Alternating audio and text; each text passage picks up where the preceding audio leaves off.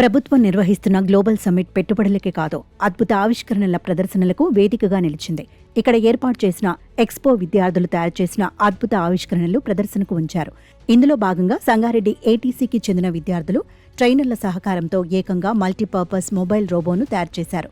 ఇది ఇల్లు ఊడవటం తుడవటమే కాకుండా 15 కిలోల బరువును మోస్తుందని విద్యార్థులు తెలిపారు. సీసీ కెమెరాతో నిఘా ఉంచడంతో పాటు టైళ్లు మారిస్తే గార్డెన్లో గడ్డిని కూడా కట్ చేస్తుందని అన్నారు. మొబైల్ ఫోన్ ద్వారానే దీన్ని కంట్రోల్ చేయవచ్చని వెల్లడించారు. మైసెల్ భవాని తేజ, నేను సంగారెడ్డి ఏటీసీలో second year CNC machine technician చదువుతున్నా. ఇది ఒక మల్టీపర్పస్ మొబైల్ రోబోట్. అంటే దీంట్లో ఏంటంటే ఒకటే ప్లాట్ఫామ్లో మల్టీపర్పస్ లెక్క యూజ్ చేసుకోవడం అనేది జరుగుతుంది. మొదట స్వీపింగ్ జరుగుతుంది, ఇంకా మాపింగ్ జరుగుతుంది. అండ్ ఆల్సో వ్యాక్యూమ్ అనేది ఉంటుంది దీంట్లో.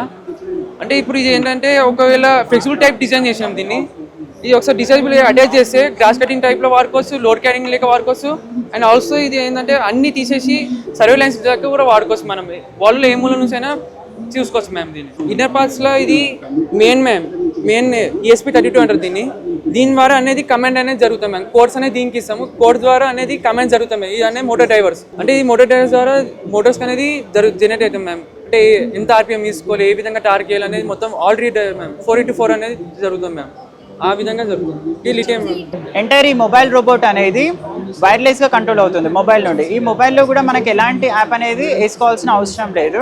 జస్ట్ దీని యొక్క IP అడ్రస్ ఎంటర్ చేసి ఏ మొబైల్తోనైనా దీన్ని ఎంటైర్ కంట్రోల్ చేయొచ్చు. Yeah ma'am, wireless control, remote control.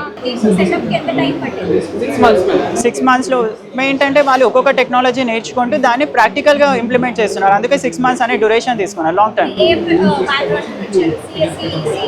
No ma'am, is 10th pass student, just 10th pass student. అన్ని టెక్నాలజీస్ని యూజ్ చేసుకొని గైడెన్స్లో చేస్తున్నాడు.